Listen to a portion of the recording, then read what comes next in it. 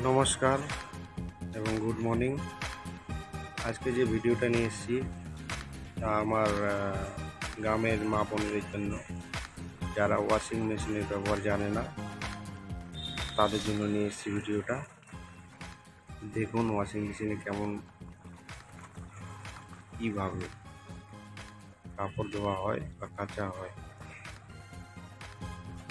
বেশি কিছু না, একটু নলেজ লাগবে।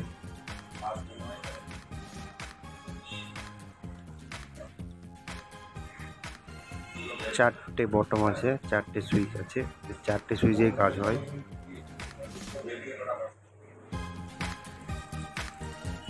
এই যে এটা হচ্ছে জল বের করানোর জন্য,